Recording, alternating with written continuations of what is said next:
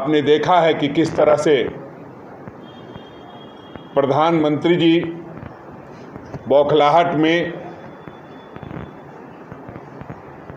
अनाप शनाप अनर्गल बयानबाजी, अनर्गल भाषण दे करके कहीं न कहीं अपने आप को केंद्र बिंदु में रखना चाहते हैं। जनता से वो पूरी तरह से नकारे जा चुके हैं। अपने 10 साल के कार्यकाल के बारे में बताने को उनके पास कुछ भी नहीं है। इसलिए वो कांग्रेस के मैनिफेस्टो पे चर्चा कर रहे हैं।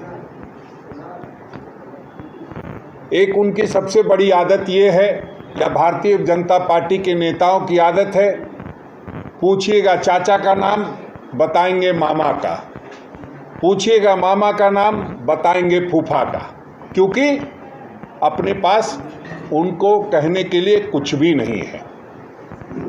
और जिस तरह से इलेक्टोरल बॉन्ड का मामला सामने आया है, उस दिन से वो पूरी तरह से विचलित और परेशान है, और अपनी परेशानी को दूर करने के लिए लगातार झूठ पर झूठ बोले जा रहे हैं, झूठ की गारंटी दिए जा रहे हैं।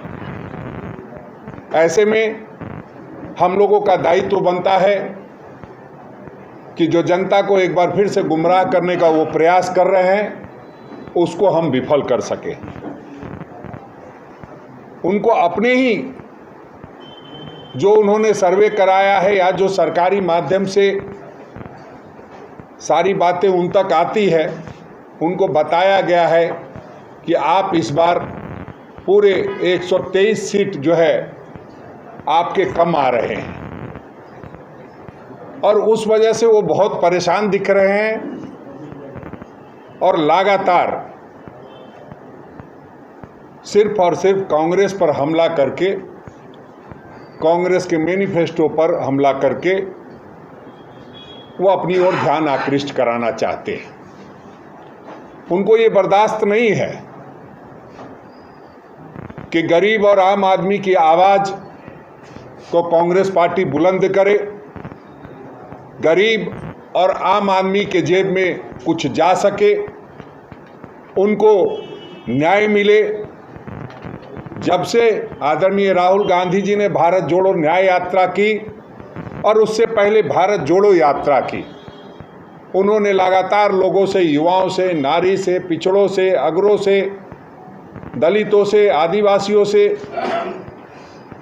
अल्पसंख्यकों से, सबसे लगातार मुलाकात की,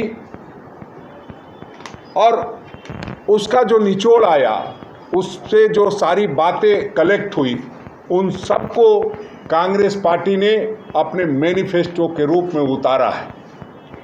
और सही बात यह है कि जब हजार लोग, यूँ कहिए कि करोड़ों लोगों से उनकी मुलाकात हुई, पहले 4000 किलोमीटर पैदल चले, फिर 6713 किलोमीटर की यात्रा की, और उस यात्रा में जितने लोगों से बात की और जो लोगों का दुख था, उसको जब हम दुख को दूर करने के लिए अपने मैनिफेस्टो में वादा कर रहे हैं, जो हमने न्याय पत्र जारी किया है, उससे कहीं न कहीं पूरी भारतीय जनता पार्टी बेचैन है और लगातार तरह तरह की बातें कर रहे हैं। मैं उनकी बातों पर नहीं जाऊंगा। हम लोग चुनाव के मुहाने पे खड़े हैं।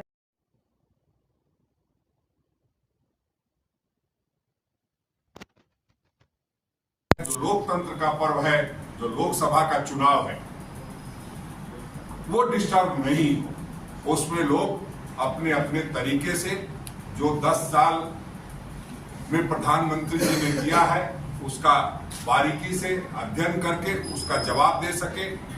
हमने जो हमारे राहुल गांधी जी ने जो यात्रा की है और उस यात्रा के माध्यम से घोषणा पत्र को उसमें शामिल किया है, उस पर बहुत विस्तार से हमारे साथी हैं वो बताएंगे। हम इतना ही चाहेंगे कि इस न्याय पत्र में हर उस समस्या का समाधान है जो मोदी सरकार ने पिछले 10 वर्षों में पैदा किया है। और बेरोजगारी, महंगाई, आर्थिक असमानता, किसानों की दिक्कतें, महिलाओं की असुरक्षा, यह न्याय पत्र लोगों की आवाज है और यह भारत की आवाज है।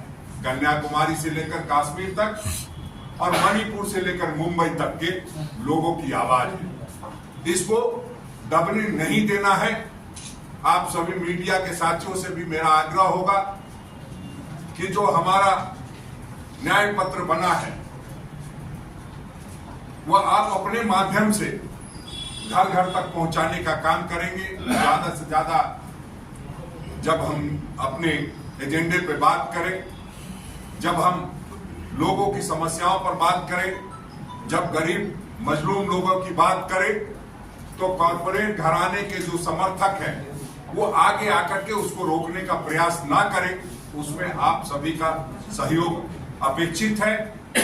आपने देखा है कि किस तरह से जो 5 जो स्तंभ बनाए गए हैं, जो आदरणीय राहुल गांधी जी, आदरणीय मल्लिकार्जुन खड़गे जी, आदरणीय श्रीमती सोनिया गांधी जी, आदरणीय श्रीमती प्रियंका गांधी जी, केसी वेणुगोपाल जी, जयराम रमेश जी और तमाम जो हमारे नेतागण हैं, जो हमारे प्रभारी गुलाम अहमद मीर साहब हैं, ऐसे तमाम लोगों ने अपने अपने राज्यों से एक कोशिश करके जो भी सहयोग हुआ है किया है और उसको हम लोगों ने क्रमबद्ध करने का काम किया है।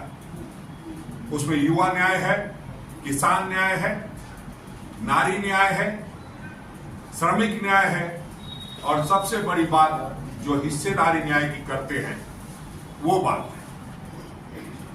गिनती करो, आदरणीय राहुल गांधी जी ने कहा है। किस लिए गिनती करो? इसलिए नहीं कि कोई जात और पात की बात हो, वो इसलिए कि किस जाति को क्या मिला है। क्या केवल जाति का इस्तेमाल राजनीतिक उद्देश्यों को पूर्ति के लिए हुआ है या वाकई में उनका कुछ उत्थान भी हुआ है? लगातार प्रयास करने के बावजूद वो जिस पायदान पे रहने चाहिए थे वो नहीं दिखाई देते हैं। ऐसा राहुल जी को महसूस हुआ है और ऐसा हमें महसूस होता है। तो सबसे पहली बात क्या है? गिनती करनी है कि कौन कहां है और किस हालात में है। इसलिए हम लोगों ने आर्थिक और जातिगत जनगणना की बात की है।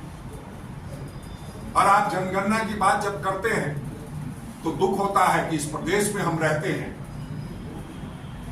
और हमारे प्रदेश के लोगों के लिए जो सेंसस का परफॉर्मा है उसमें जगह नहीं है, जिसकी मांग हम लोग लगातार करते आए और हम लोगों ने विधानसभा से उसको पारित करने का काम किया है। सरना धर्म कोड, सरना धर्म कोड हम इसलिए चाहते हैं कि आदिवासियों की भी गिनती हो सके। आप गिनती नहीं होने देना चाहते, इसलिए आपके 12 सांसद ने कभी इसके प्रति कोई संजीदगी नहीं दिखाई। हम लोगों ने लगातार प्रयास किया कि केंद्र में इसकी आवाज बुलंद हो, लेकिन दुर्भाग्य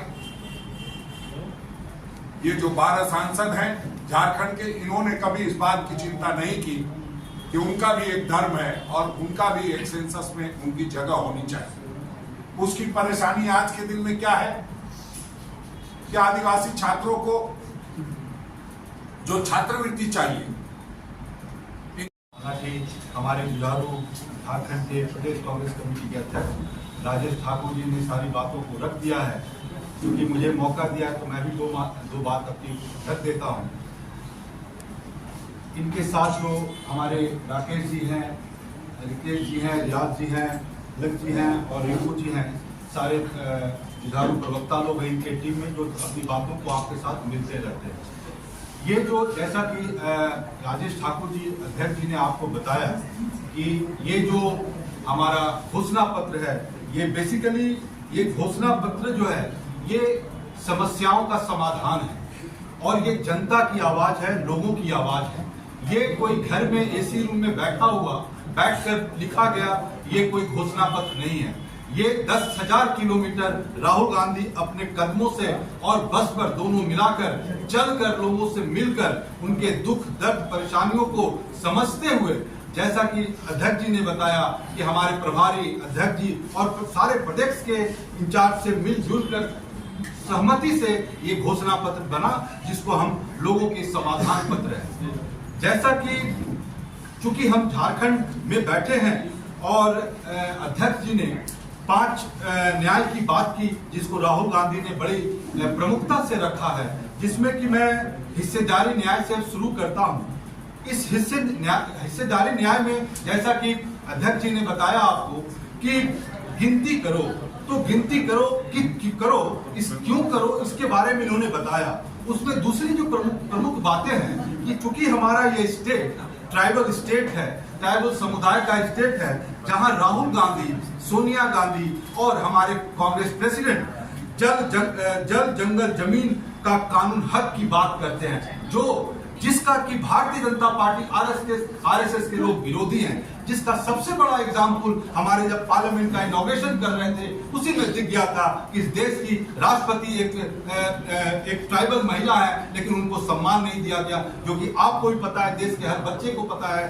कि सबसे प्रथम जो महिला पर्सन होता है वो देश की राष्ट्रपति होता है। दूसरा, जब वन अधिकार कानून वाले पट्टी का जब हम बात करते हैं तो भारतीय जनता पार्टी हमेशा विरोध करती है। फिर उसके बाद वन अधिकार अधिनियम लागू किया जाएगा, इसका भी कांग्रेस पार्टी ही इसकी वकालत करती है। तो जब हम बात करते हैं शेड्यूल कास्ट की, जब हम बात करते हैं दलित पिछड़ों की बात करते हैं इकोनॉमिकली भी, तो भारतीय जनता पार्टी एक असमानता बनाए रखना चाहती है। आपको पता है, मैं आंकड़ों में नहीं जाऊंगा, लेकिन फिर भी एक आंकड़ा बताना जरूरी है, क्योंकि जब हम हिस्सेदारी की बात करते हैं तो केवल 1% इस देश में लोग 50% इस देश की जो संपत्ति है उनके पास है। तो जब हम असमानताओं की बात करते हैं, हिस्सेदारी की बात करते हैं, तो राहुल गांधी का साफ साफ कहना है कि जो इस देश में है वो क्यों नहीं उनके पास, अगर किसी के पास गाड़ी है तो दूसरे के पास क्यों होना चाहिए, किसी के पास 3 टाइम खाना है तो सबके पास होना चाहिए। तो ये खाई को बांटने की बात करता है, जिसका अध्यक्ष जी ने आपको विस्तार से बताया। दूसरा जो सबसे इंपॉर्टेंट जो बात है, श्रमिक न्याय की बात करते हैं राहुल गांधी जी, खड़गे जी बात करते हैं, सोनिया जी बात करते हैं, जिसके बारे में जिसका इनिशियली आपको राजेश ठाकुर जी ने आपको बताया। जब हम श्रमिक न्याय की बात करते हैं, इसमें कौन इसको दो मत कह सकता है कि श्रमिक न्याय मनरेगा कहां से शुरू हुई, कौन शुरू किया, आज मनरेगा क्या स्थिति हो गई। आपने कोरोना काल से लेके अभी तक आपने कामों के दिन घटा दिए, लेकिन वहीं पर कांग्रेस पार्टी राहुल गांधी बोलते हैं कि जब हमारी इंडिया गठबंधन की सरकार आएगी तो हम उसमें 400 रुपया प्रतिदिन पर श्रमिक को देंगे। फिर वो हम लोग बात करते हैं कि जो जोमेटो, स्विगी जैसी कंपनियों में काम करने वाले कानून से मिलेगी सामाजिक सुरक्षा, मिलने की सुरक्षा की बात करते हैं, जहां पर कि वो श्रमिकों की सुरक्षा की बात ही नहीं करते। अगर आपको याद होगा तो जिस समय हमारा कोरोना काल चल रहा था, बिहार, झारखंड और उत्तर प्रदेश के लोग जो कहां काम कर रहे थे, आज गुजरात इसलिए है क्योंकि झारखंड और बिहार और उत्तर प्रदेश के लोग वहां काम किए, महाराष्ट्र में काम किए, उनको पैदल चला दिया। आज वो स्थिति कर दिया था उन लोगों ने। तो मैं श्रमिक न्याय का जब बात करते हैं कांग्रेस राहुल गांधी, तो वो इसी की बात करते हैं कि आप उनके भी हेल्थ की बात करो, उनके भी हेल्थ बीमा की बात करो, जिसमें कि वो साफ कहते हैं कि 25 लाख रुपए तक की स्वास्थ्य योजना, जिससे इलाज, टेस्ट, दवाई सब मिलेगा। हेल्थ की भी बात करते हैं और डेली कमाने की भी बात करते हैं, इसमें ज्यादा पैसा मिलेगा। अब जब बात हम करते हैं कि जो तीसरा न्याय जिसके बारे में इन्होंने बताया अध्यक्ष जी ने, जो हम युवा की बात करते हैं, आज युवाओं की स्थिति क्या है। आज के 100 साल में सबसे ज्यादा आज बेरोजगारी 42% आज युवाओं की है। जिस युवा न्याय की बात करते हैं, आज प्रधानमंत्री जब बात करते हैं, जब हमारे वो इस घोषणा पत्र को उन्होंने देखा, सुना, तो इतनी बौखलाहट हो गई उनको। क्यों बौखलाहट होगी? केवल इसीलिए बौखलाहट होगी कि राजेश ठाकुर जी ने ठीक बोला कि इतना पॉपुलर हो गया हमारा ये घोषणा पत्र कि आज उनको बौखलाहट में धर्मों की बात करना पड़ गया, रिलीजन की बात करना पड़ गया। इसलिए इन्होंने जो बात कही है उसमें बहुत दम है, और इन्होंने जो आशंका जताई है उसमें 100% नहीं 200% उसमें दम है, जिसमें आप जैसे बुद्धिजीवी पत्रकारों का बहुत योगदान होगा, हम आम लोगों के अलावा। अब जब युवाओं की बात करते हैं तो राहुल गांधी साफ कहते हैं कि आप जब 2-2 करोड़ जॉब की बात करते थे तो आप 10 सालों में कुछ नहीं किए। तो मैं कांग्रेस पार्टी और इंडिया गठबंधन आपको श्योर करता हूं 140 करोड़ जनता को कि अगर हमारी सरकार आएगी तो हम जो 30 लाख जॉब जो सरकारी खाली है उसको हम पूरा करेंगे। जो सबसे बड़ी, वो तो कोई अपने पॉकेट से देने की बात नहीं कर रहे हैं, वो कह रहे हैं जो सरकार में ही जो खाली है, जो जानबूझकर नरेंद्र मोदी युवाओं को बेरोजगार रखना चाहती है और अलूल जुलूल बातों में फंसा कर रखना चाहती है, इमोशनल बातों में फंसा कर रखना चाहती है, उससे हटाकर राहुल गांधी खड़गे जी चाहते हैं कि हम 30 लाख जॉब, सरकारी जॉब हम सबसे पहले आकर देंगे। वो ये भी बोलते हैं कि जो युवा 25 साल के होंगे जो ग्रेजुएट है उनको हम 1 लाख साल में देंगे, ताकि वो अपना पढ़ाई उसको या जॉब के बारे में अगर सोच रहे हैं तो सस्टेन कर पाए। फिर वो युवक जो कुछ स्टार्टअप के नाम पर इन लोगों ने तो खेल किया, बेवकूफ बनाया, ये कहते हैं कि 5000 करोड़ हम फंड में डालेंगे जिससे हमारे युवा लोग आगे अपना काम शुरू कर सकते हैं। किसान की बात देखिए, बार बार ये किसान की बात करते हैं, किसानों के हक की बात करते हैं। आप लोगों ने देखा कि किस तरह से किसानों को 700-750 किसान किस तरह शहीद हो गए केवल अपने हक के लिए। किस हक के लिए? जिसको इन्होंने काले कानून बनाए। देखिए उनकी ताकत, देखिए कि जो काले कानून इन्होंने बनाए थे तो इनको बाद में वापस लेना पड़ गया। क्यों वापस लेना पड़ गया? कि इनको बाद में समझ में आया कि नहीं ये गलत है। तो अब जब हम बात करते हैं कि एमएसपी की, तो कांग्रेस पार्टी और इंडिया गठबंधन कहती है कि हम इस एमएसपी के लिए, हम इस एमएसपी का जो कानूनी गारंटी देंगे, हम लीगल इसको अथॉरिटी देंगे। लेकिन भारतीय जनता पार्टी ऐसी बात नहीं करती है। तो ये भारतीय जनता पार्टी जब नारी न्याय की बात करती है तो आपको पता है कि किस तरह के नारी न्याय की बात ये लोग करते थे और क्या क्या किया। किस तरह से मणिपुर से लेकर इनफैक्ट हमारे पहलवान जो मेडल लेकर आते रहे, देश का नाम ऊंचा करते रहे, उनको भी इन लोगों ने नहीं छोड़ा।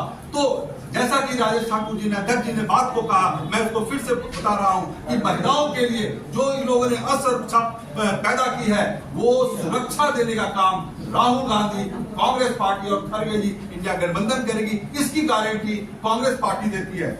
उसमें बहुत सी महालक्ष्मी गरीब परिवार की मुखिया के लिए 1 लाख सालाना देने की बात कहा गया है, जिसमें कि जो गरीब गांव के लोग महिलाएं होंगी उनको देगी कांग्रेस पार्टी। फिर नई सरकारी नौकरियों में महिलाओं के लिए 50% कांग्रेस पार्टी इंश्योर करेगी, जो कि भारतीय जनता पार्टी घबराती है, डरती है कि महिलाएं अगर एम्पावर हो जाएगी, महिलाओं को अगर ताकत दे देंगे तो उनकी बहुत मुश्किल बढ़ जाएगी। तो ये जो 5 न्याय है, ये जो सॉल्यूशन है, जो समाधान है, जो घोषणा पर जो हमारा एक समाधान है, जो लोगों की आवाज है, आवाम की आवाज है, ये बहुत ही पॉपुलर हुआ और इतना पॉपुलर हो गया कि आज प्रधानमंत्री को बौखलाहट में अलग अलग तरह की बातें करना पड़ रहा है, समाज को बांटने वाली बातें कर रहे हैं, जो कि पहले भी करते रहे। लेकिन इस घोषणा पत्र के बाद उनको लग रहा है कि अब हम 180 से नीचे, 150 से नीचे अगर आ जाते हैं तो क्या होगा। जब हम इतने इरेगुलरिटीज इकोनॉमिक्स का अनियमितताएं हुई है